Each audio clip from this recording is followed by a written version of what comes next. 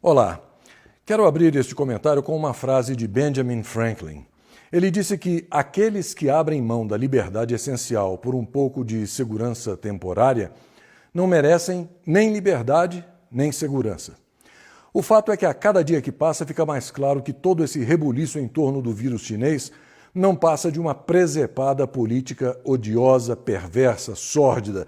Os canalhas da deletéria politicalha do Fazendão, mancomunados com os desprezíveis membros do STF, OAB, alguns governadores estaduais como Dória, Witzel et Caterva, só têm um objetivo: destruir o Brasil a qualquer preço para destruir o governo democraticamente eleito de Jair Bolsonaro, que, para desespero deles, goza de um esmagador apoio popular.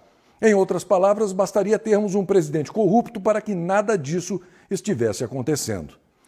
Até agora, segundo a CNI, 40% da população perdeu 100% da sua renda. É preciso lembrar que cada 1% a mais de desemprego gera diretamente um incremento de 6 mil mortes anuais. Há apenas 2 meses, os Estados Unidos tinham a menor taxa de desemprego em 50 anos. Agora, tem a maior taxa de desemprego em 80 anos. Você já pensou como o Brasil ficará se já temos 12 milhões de desempregados? Alguém já disse que não adianta explicar, as pessoas só escutam o que querem. Mas eu vou tentar assim mesmo, contando com a sua paciência. Antes de entrar nos números para demonstrar o que estou dizendo, quero deixar claro que não sou contra investigar os filhos do Bolsonaro. Pelo contrário, eu sou contra furar a fila.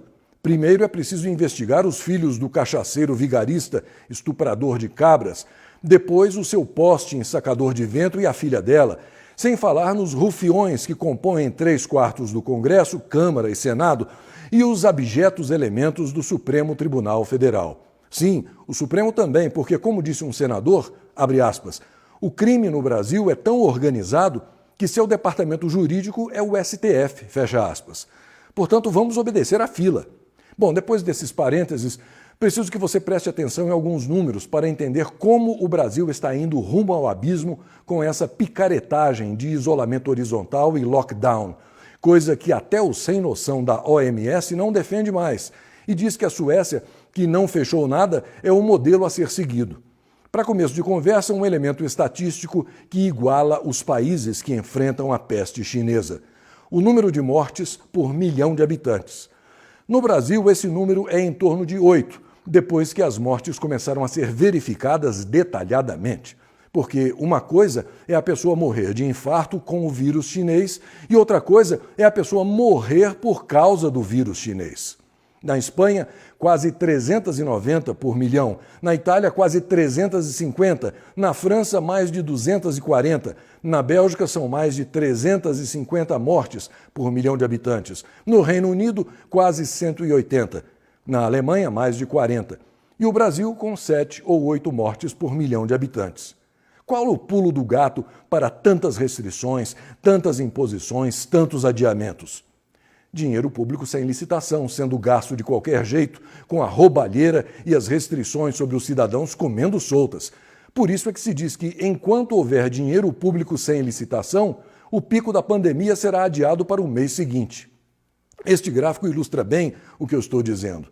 Vale lembrar que nos Estados Unidos a surpresa foi enorme quando descobriram que 66% dos pacientes hospitalizados com o vírus chinês são os que ficaram isolados dentro de casa. Agora veja este outro gráfico. Ele pergunta, é vírus ou é política? Veja por você mesmo. Os estados em vermelho não apoiam Bolsonaro e têm o maior número de mortos. Os estados em verde apoiam Bolsonaro e têm o menor número de mortos. Os estados em amarelo são neutros. Não é, no mínimo, curioso? Agora veja este outro, que mostra as mortes totais no Brasil e em São Paulo. Se você puder, dê uma pausa no vídeo para ver os números em detalhe. Você vai notar que o número de mortes diminuiu de 2019 para 2020, apesar do vírus chinês. É por essas e outras que se diz que São Paulo e outros estados precisam com urgência de intervenção e auditoria federal. O número de mortos precisa ser verificado, além do superfaturamento nas compras sem licitação, do destino das verbas federais de auxílio, sem falar nas ações quase criminosas dos governadores e prefeitos. Veja o caso dos respiradores. O quadro mostra o valor de cada aparelho, que custa normalmente entre 15 e 50 mil reais. Em São Paulo, a situação está fugindo do controle, daí a campanha aberta contra o desgovernador e o pseudo-prefeito. Este outro quadro mostra bem o que eu quero dizer, um estado anti-Bolsonaro e outro pró-Bolsonaro. No Ceará, com pouco mais de 9 milhões de habitantes e restrições ao comércio, são mais de 700 mortos. Em Minas Gerais, com 21 milhões de habitantes e comércio flexibilizado, são 94 mortos.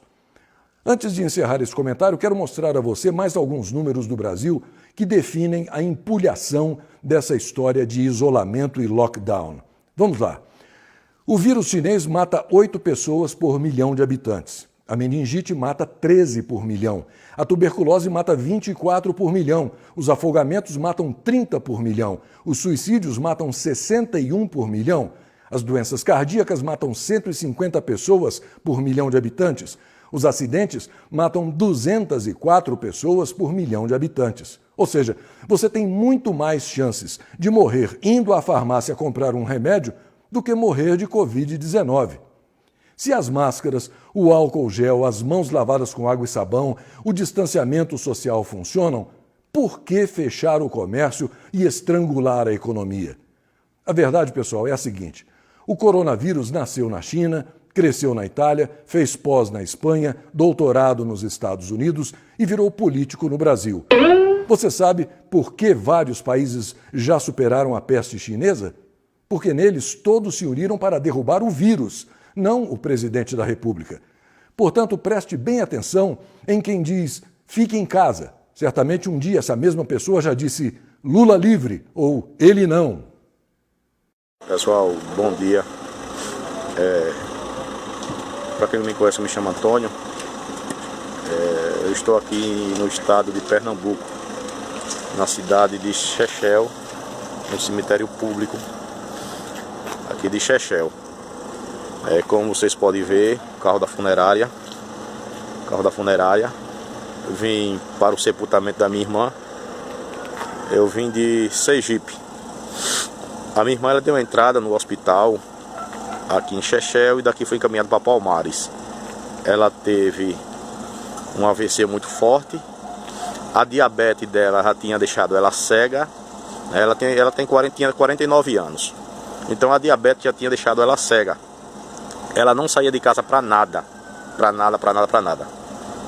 E devido ao AVC que deu nela, ela foi internada na sexta, sábado, fez 8 dias agora. E passou ali e teve os rins paralisados e o médico sugeriu fazer até hemodiálise com ela. Mas ontem ela veio a óbito. E todos nós sabíamos que era o AVC, o diabetes dela estava muito alto, o rim estava paralisado, estava comprometido.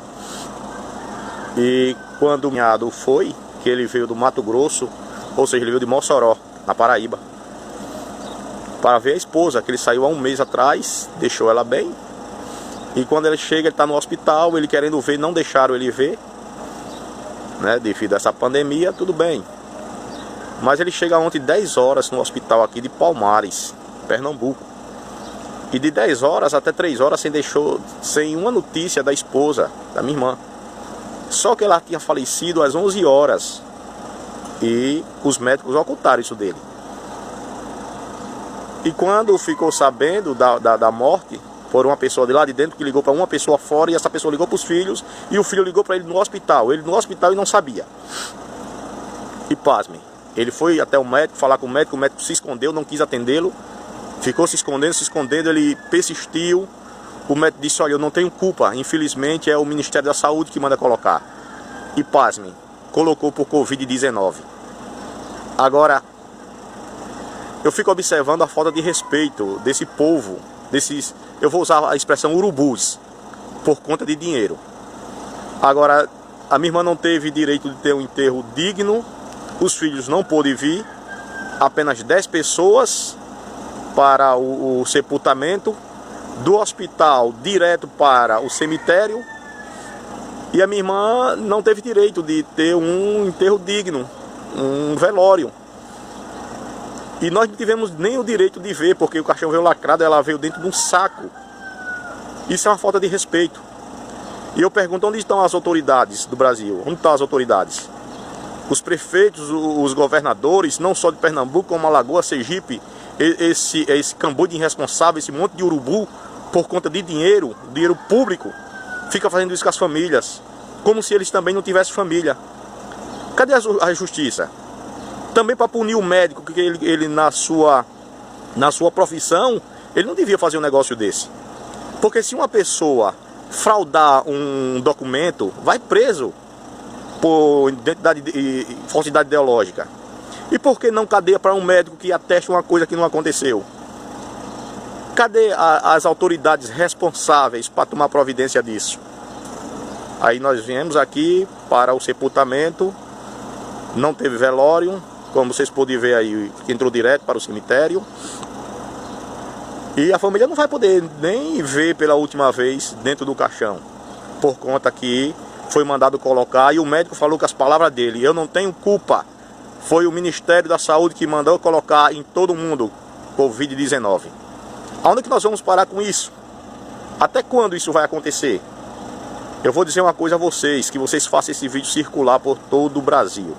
Eu vou dizer uma coisa a vocês: os responsáveis por tudo isso, não só aqui, em todo lugar que estão fazendo, se vocês não tiver o seu julgamento da justiça daqui da terra, que essa justiça daqui nada, é a mesma coisa, as leis brasileiras não servem. Se você não tiver a sua justiça aqui na terra, você pode ter certeza que do juízo de Deus, vocês não vão escapar. Vocês não vão escapar, porque Deus não vai deixar isso passar impune, isso que vocês estão fazendo com as famílias. Isso é uma covardia.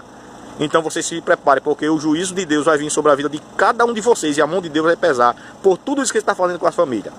Está aqui o desabafo para o governador, prefeito, autoridade de Pernambuco, da cidade de Palmares, e de todo o Brasil que está fazendo com as famílias.